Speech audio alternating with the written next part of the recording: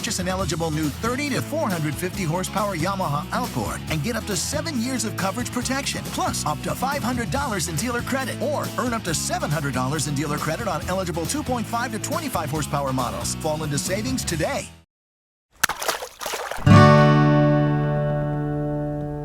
The ultimate fishing authority in the Northeast, the Fisherman magazine.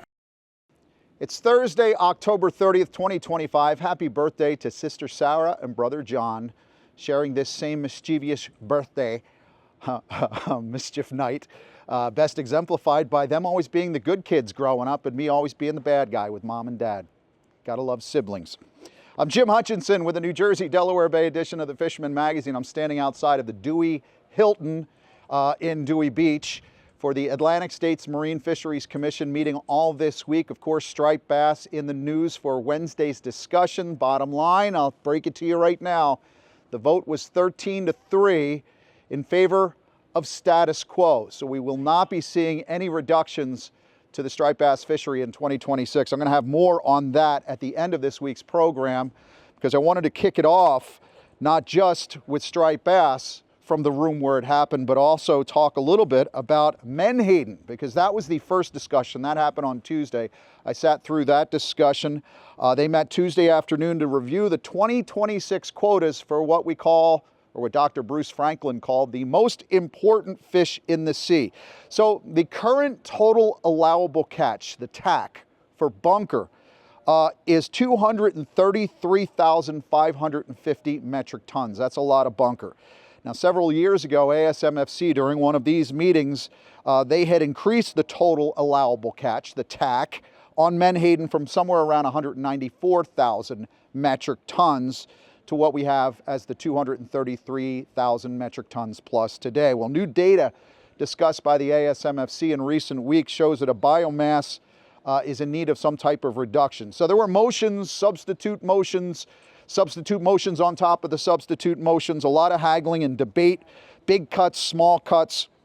What I kind of listened to on Tuesday is saying there was great, there was good, there was bad, and there was atrocious.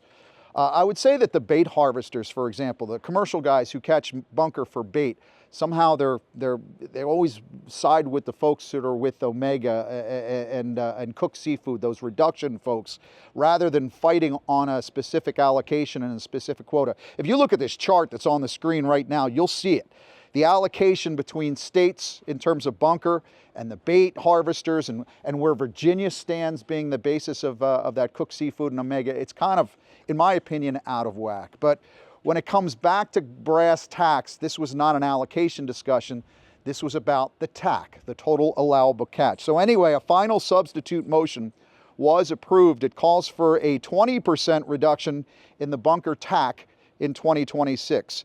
Then they plan to revisit this in 2026 when they have their next ASMFC annual meeting to take a look at 2027 and 2028.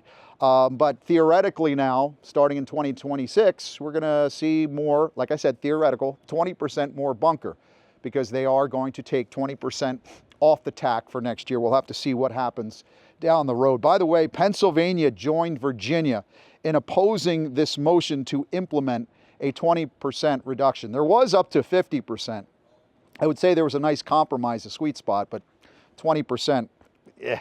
One thing that stuck out during this debate that some of the bunker harvesters kept arguing about were the socioeconomics of bunker harvest. Now, to me, and this is personal as a recreational fisherman, there's no social impact, no social benefit to harvesting bunker. Economics, sure. Socioeconomic is a reach. That's in my opinion, unless, of course, like some of my friends, you take incredible joy in cast netting bunker in social settings. That said, that's what we're talking about this time of year, back at home, back up the Northeast, back off the Jersey Shore, where I'm not this week. I know that we've got a terrible nor'easter that's, I guess, generated in part from that nasty storm barreling through Jamaica and then out to the Northeast. That storm's going to hit us, but this nor'easter is going to sit with us on Thursday. And then after that, we're back to looking for bunker or pogies, Menhaden, striper candy, whatever you want to call them.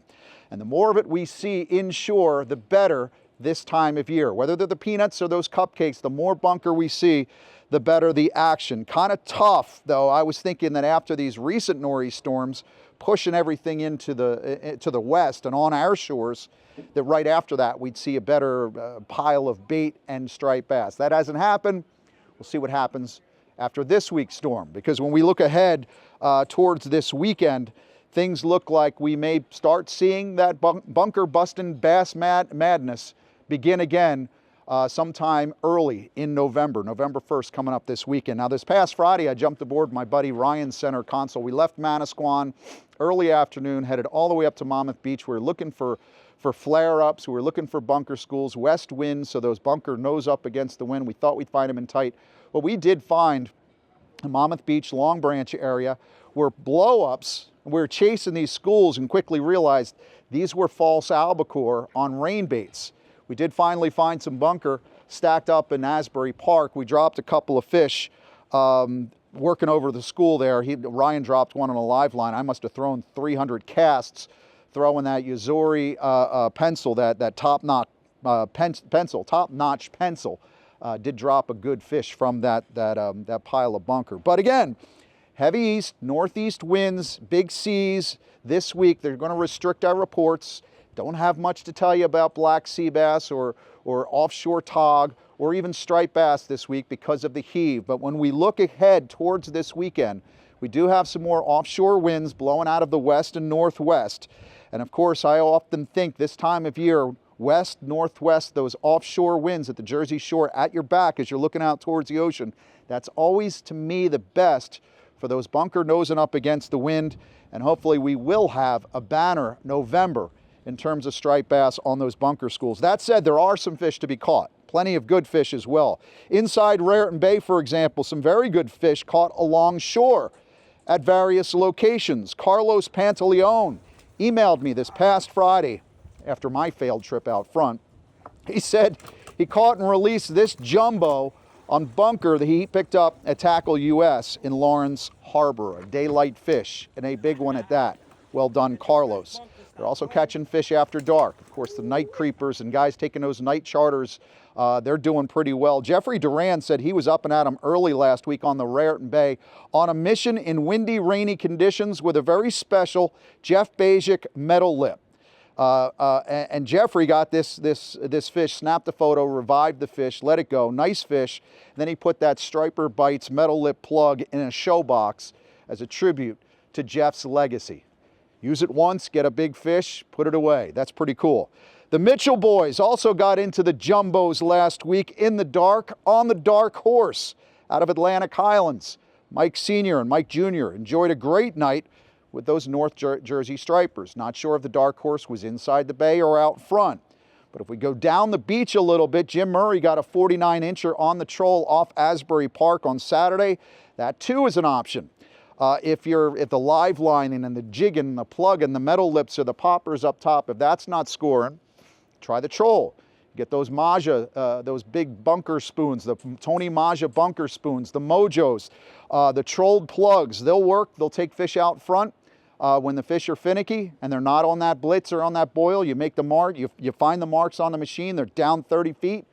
Get that plug down there. Same can be said in the Mullica River. I know a lot of guys are trolling the plugs and some Mojos in the Mullica River and scoring some striped bass as well. Of course, with all this bunker talk, I don't want you forgetting about the sand eels. You'll see a lot of sand eels on your machine, and hopefully they'll be coming in tight to the beaches in November for a quality sand eel bite. Homedale's Mike Nolan picked off a good fish throwing a spook on Saturday, but he was off Monmouth Beach this week. Or was it last week? I guess Mike was out last week with Kyle McCoppin, said it was the Tsunami Sand Eel soft plastics that did the trick. I'm confused because Mike is getting out a lot. That was Mike on the main cover image this week with that topwater striper. That was caught on Saturday. It might not be bedlam yet, but there are some jumbos to be found in between those 50, 60, or 600 fruitless casts. Again, look for those stripers.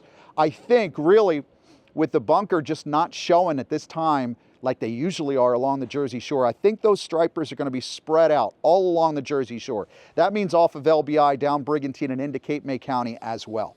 You might not see the bedlam, but if those fish are spreading out looking for food, again, really do look for those fish. I could be wrong. I said it before, but I'm almost thinking that with the amount of stripers that have come inside the Raritan Bay, because all that bait's not out front, could possibly do that down there in Delaware Bay as well, inside some of those lumps and sloughs, and who knows, maybe the Cape May rips will produce at some point. But you don't know unless you try. As the late Grumpy Hansen used to say, don't just wait for the reports, make them. In Atlantic City, in between all that stuff I'm talking about, Noel at One Stop Bait and Tackle, he keeps referring to Atlantic City as Tog City, but folks are finding some slot keepers on the jetty at night as well. Inlets, of course, good place to be this time of year. And also the Central and South Jersey sod banks. Ed Masunas followed my lead of sorts, looking for those bayside schoolies along the sod banks of New Jersey with those top waters, the plugs.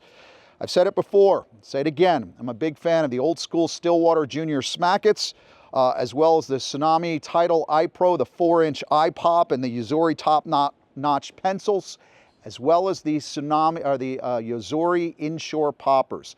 So many manufacturers, so many names, so much alliteration, but you know what I mean. Get those fish on the top, especially at dawn and dusk, right along the sod banks. Yes, my friends, even a blind squirrel can find a nut from time to time with the right gear.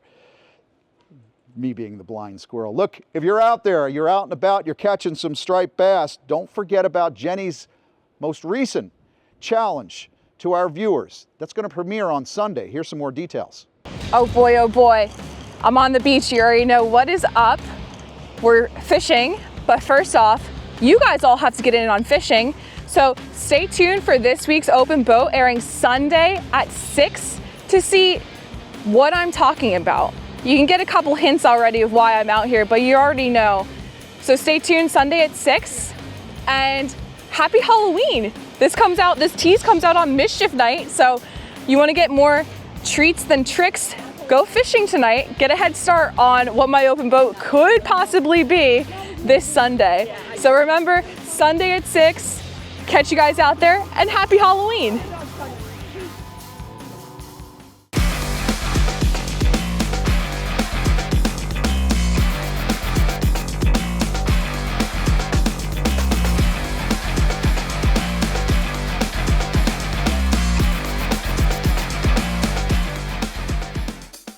In the famed waters of Panama awaits a fishing experience like no other. Tropic Star Lodge welcomes anglers to get in on world-famous fishing action.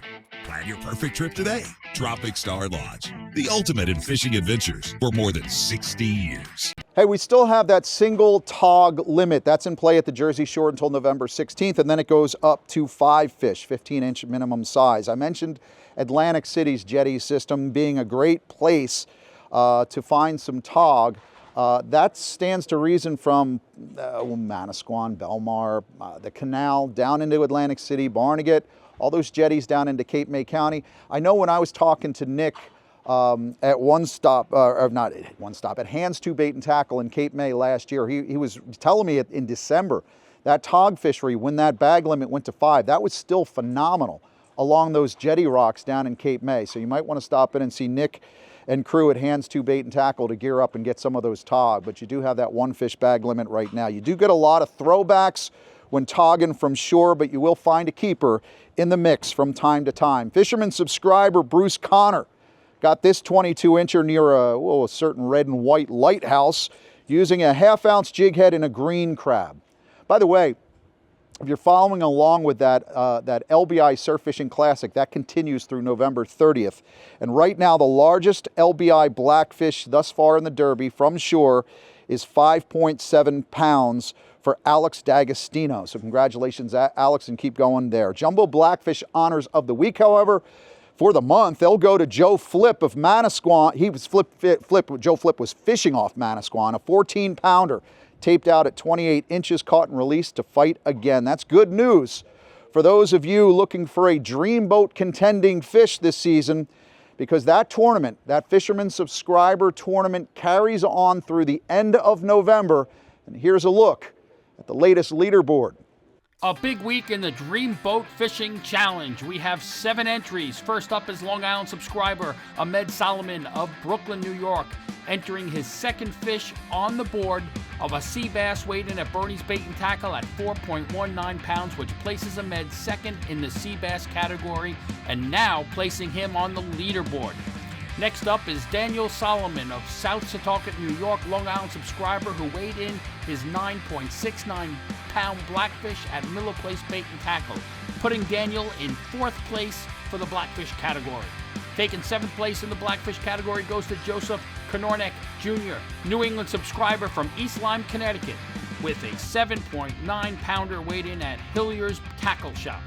New Jersey subscriber Amir Rajapal of Jersey City, New Jersey, weighed in his 10.17-pound blackfish at Quaker Lane Bait and Tackle, taking 3rd place. Taking 2nd place in the popular blackfish category this week is Andy Delgado of Medford, New York, weighing in his 10.38-pounder at Miller Place Bait and Tackle. Our last entry for the week comes from Brooklyn subscriber Rashawn Williams, entering a sea robin of 2.52 pounds, places him 9th in the sea robin class, and he also weighed in a blackfish of 8.03 pounds, both weighed in at Quaker Lane Bait and Tackle, and with these 2 entries on the board, this changes Rashawn's standing on the leaderboard. So now, the leaderboard looks like this. Rashawn Williams is taking 1st place with 23 points. Thomas Luciano placing 2nd with 20 points. And in the 3rd spot, it is Ahmed Solomon with 18 points. There were no new entries in the Coastal Kayak Clash this week, so the leaderboard remains the same. Rotha Nong has 6 points, Dustin Stevens in 2nd with 6 points, and Bob Wagner in 3rd place with 5 points. For more than 20 years, anglers everywhere have come to know one thing, that nothing says no to fish bites. Introducing the Yak Attack Sandrig Surf Cart, the ultimate beach hauler for serious anglers. Glide effortlessly over soft sand with wide balloon wheels and lightweight, corrosion-resistant construction that's completely customizable with options. Whether it's rods, coolers, or tackle, haul it all with ease. Built by surf fishermen and engineered by Yak Attack. Got to remind you with that Dreamboat Fishing Challenge, you subscribers to the Fisherman magazine, don't forget black sea bass. That is a wide open category right now, and a 4 or 5 pound humpback earn you a prize. So even if you're not compiling all these points to go for the Steiger, you can get yourself into a good position to win some really good prizes. Recent sailing conditions, of course, this week have been a little bit difficult for folks looking to get in on that black sea bass fishery, but I know guys are anxious. The charter boat captains, the head boat captains are very anxious about November 1st, of course, when that we increase that bag limit from 10 fish to 15 fish. So line the rail, fill the pail, go get on those black sea bass while they're in play. Pick up some sea bass tips if you're looking for them in the November edition of the Fisherman magazine. New Jersey, Delaware Bay. It's on newsstands now, you subscribers. You received it at the end of last week. That's Chris Pereira on the cover with a jumbo tog because it's the November edition and we get into some jumbo tog fishing. But if you look in that table of contents, you'll see the entire story lineup in that New Jersey, Delaware Bay edition. We've got Prepping for Striper Pandemonium with Dr. Adam Aguirre. On the Move, Little Boat, Big Fleet, Captain Qua Win. Also, you got to have that black sea bass stuff, right? Lock and Load, New Jersey, November sea bass, Nick Honicheski. That article is in there. If you want to pick up one of those personal beasts, a jumbo tog, like Chris has on the cover, Tog Master Frank Mahalik has some really good advice on how to do that and the gear you need. And of course, we also have fall stocking of trout in the Garden State.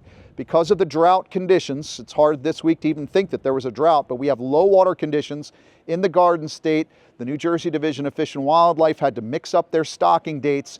Tom has that covered. He had it covered in the October edition. He's got it covered in this November edition as well.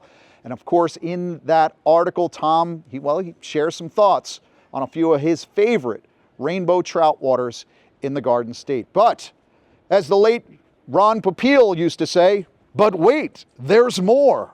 The November glossy edition of the Fisherman magazine is out now. Jim Hutchinson has a great read on the striper tagging program and the latest data that has just been received. No bait? No problem. This article from Captain John Raguzzo has what you need to know when jigging for sea bass in the fall. On the run is the fall striper migration region by region. Matt Broderick kicks off the rod building series on creating the perfect ultralight trout rod. With all the new trolling motor technology and features of today, this brings up the question of etiquette and sportsmanship, and Captain Brett Taylor discusses both. To get all this and more, be a subscriber to the Fisherman magazine. When you subscribe, you get 12 glossy print editions, 26 digital editions to your inbox, this past weekend's reports, full access to the website, and more. As a subscriber, you can also be part of the Dreamboat Challenge and win a brand new Steiger craft powered by Yamaha, and compete for a rigged out kayak from Yak Attack. Subscribe now.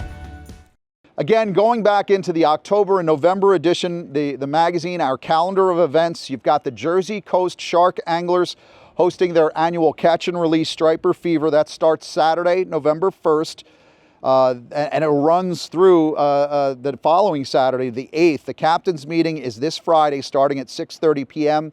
That's at the club headquarters, 385 Herbertsville Road in Brick. It is a pick-your-day tournament, so even if you're not going to go catch and release striper fishing on Saturday, you have all week to do it. You can get all the details by going to jcsa.org. Speaking of tournaments, good luck to the kids participating in this weekend's Kids Striper Classic. It's hosted by Fisherman Source in Ocean along with Rob Radloff and Luke Ballerman. And I think we may be seeing more about this kids event in a future edition here, the weekly edition, sometime in Open Boat. Keep your eyes peeled. Also, a deadline is coming up this Sunday, the 2nd. If you want to get into ice fishing in the Garden State this season, the New Jersey Division of Fish and Wildlife is hosting an ice fishing seminar. That's going to be November 16th at the Hackettstown Fish Hatchery, but registration is limited to 25 people. That's why this Sunday is the deadline. For details on that, you can go to njfishandwildlife.com or call 609-462-0743. We're going to wrap up this week's meeting here at the ASMFC meeting in Dewey Beach, Delaware. I'm going to go into all the details. I mentioned before, striped bass is status quo, so there's no reduction in 2026. We'll talk about how it all went down in the room where it all went down. But first, let's head out to Beltsville. Check in with my friend George Schauer, our Pocono Outdoors guy. Well, hey, thanks, Jim. Well, it's clear now, but expecting some rain today and tomorrow. It's going to be a little bit soggy, but hopefully by Saturday things will clear out. Have some good fishing Saturday and Sunday as we go forward. You know, the rain we had last week, we had a couple of guys checking in. They managed to get on fish just after the rain, so this weekend might be good. Chuck Manny checked in last week. He was out in New Jersey. Got himself a really nice muskie for his effort and his patience. So really good work there, Chuck. Also, we had podcaster Joe Santiago check in. He was in New Jersey as well, getting on some really nice muskie. Joining that big old muskie club there, gentlemen. Congratulations and thank you. Now, over in New Jersey, still down by Chester County, we had Chris Matchison check in. Well, he was out getting some beautiful trout. These are not stock trout. These are kind of from the spring release. He said they were out getting some great trout on some jerk baits and Panther Martin spinners. Some great work there, Chris, and some beautiful trout. By the way, Chris released those trout and they're back out there. You can go catch them yourself. Also, we had young Emily Fees out with Fish Fever Guide Service. She was out here right on Beltsville, got into a couple of really great fish. Really chunky smallmouth, kind of an average striper for these waters here, and one beast of a chain pickerel. Now that's not a pike, guys, that's a chain pickerel, but congratulations there, Emily. That's a really great bunch of fish. Now just a side note, this was Emily's prom night, so she had to wrap up her fishing trip real quick to go back and get ready for prom. That's the way to do it, Emily, good work. Also, Josh said that it's been real chilly these past few mornings, but he's really been getting in some striper. Him and a young fellow were out. They were out and got about 6 this morning, even though there was frost on the boat. So still a lot of great fishing, guys, if you want to get out. Be sure you get out and go on, folks. But from Pennsylvania, I'm George, your Pocono Outdoors guy.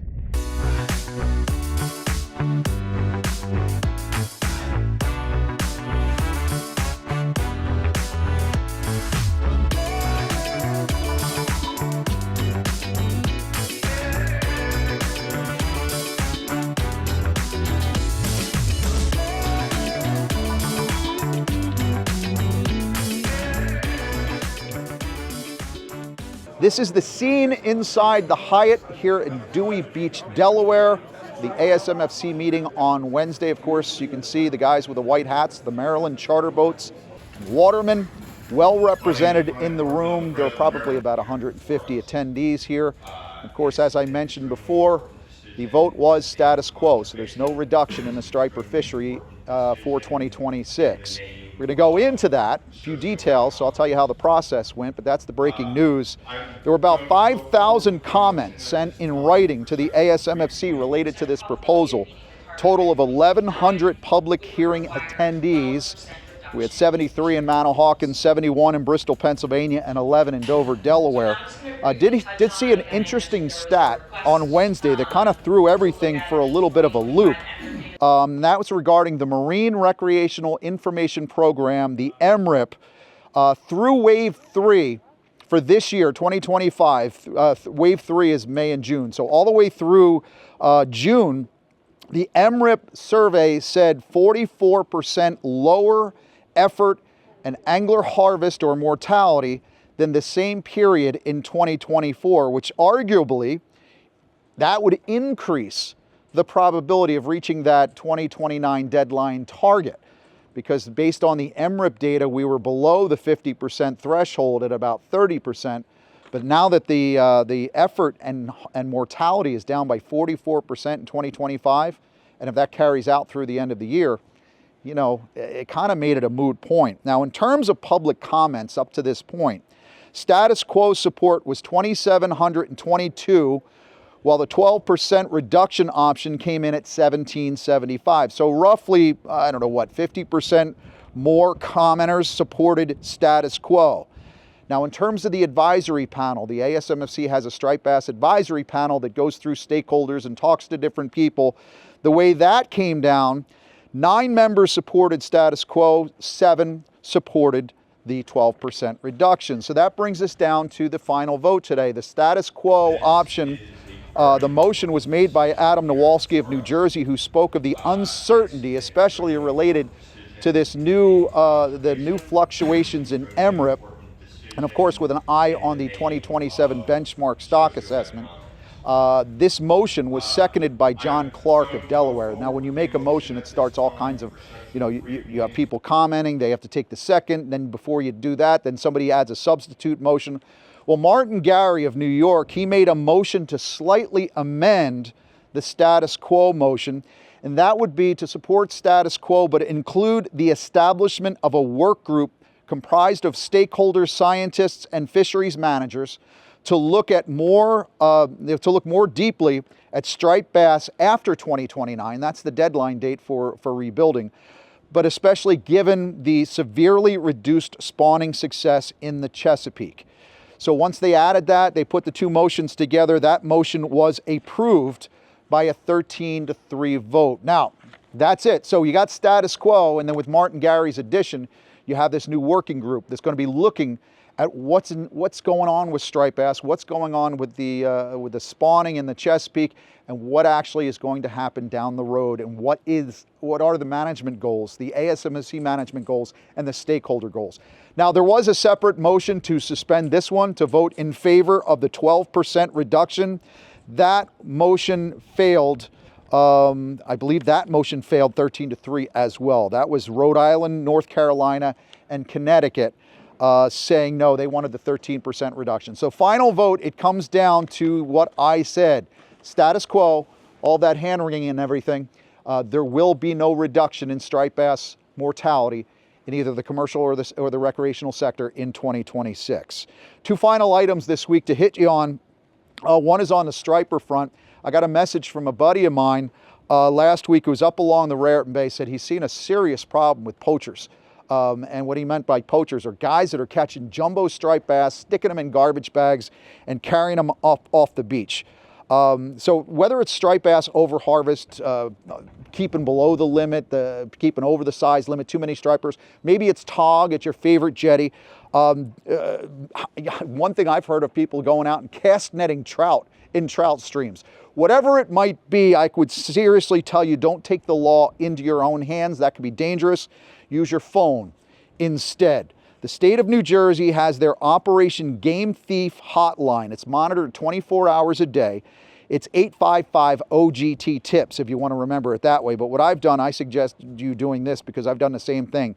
Add the phone number to your cell phone, 855-648-8477. Put Operation Game Thief or whatever you want to call it. So if you see an infraction, if you see somebody doing something wrong 24 hours a day, give that number a call, report it, leave all the accurate reports where you see it, what you see, and enforcement usually responds pretty quickly. Finally, this week, I want to leave you with an interesting video taken during a forum recently at Monmouth University. You know that I followed this industrial offshore wind fiasco, I almost cursed, very closely over the last several years. Spoke often about the research that I had studied on the harmful impacts that industrial offshore wind would have on our fisheries. I got to tell you, folks like myself who are standing up and asking questions from the fishing community and kind of pointing out the problems, well, those of us who dared to question the integrity of those pushing the industrialization effort were demonized by well-paid activists, ideological politicians, and appointed czars. Deerin Babbrot. Mr. Babbrot is a former White House Office of Science and Technology Policy Principal Assistant Director for Oceans and the Environment. Put that on a business card. He was working with the Biden White House and was leading the charge for industrial offshore wind, a big supporter of industrial offshore wind despite the protests from our fishing community. Well, lo and behold, Mr. Babbrot is not in White House leadership any longer, and as such, he spoke more freely about the topic at Monmouth University's Future of the Ocean Symposium that was on October 9th. Quote, listen to this, quote, "We rolled over a lot of people and a lot of people's interest in doing so, telling ourselves that because we're on the side of the angels, it is morally justifiable." Watch this video yourself and try to figure out what the difference is between morally justifiable and morally reprehensible. Catch them up. I'll see you again next week, right here at thefisherman.com. There has been hubris. I don't work at the White House anymore, so I can shoot my mouth off, right, in ways that I couldn't before, right? There's hubris on the side of, and I was part of it working for the governor of Massachusetts when we did the wind energy programs up there, right? We're on the side of the angels, right? Here we come, right? We're gonna do wind because wind matters. We need it, right? Climate change is the existential threat of our time, and you got to get after wind. We rolled over a lot of people and a lot of people's interests in doing so, telling ourselves that because we're on the side of the angels, we can err on the side of, and it is morally justifiable and appropriate to err on the side of, we're going to go this way, right? The pendulum has swung back. You know, commercial fishing is New Jersey. You guys live this. I don't need to go any further, right? The point is, we can use this opportunity now to invest in the knowledge and information that we need in order to continue to have that political discussion as those political sessions go.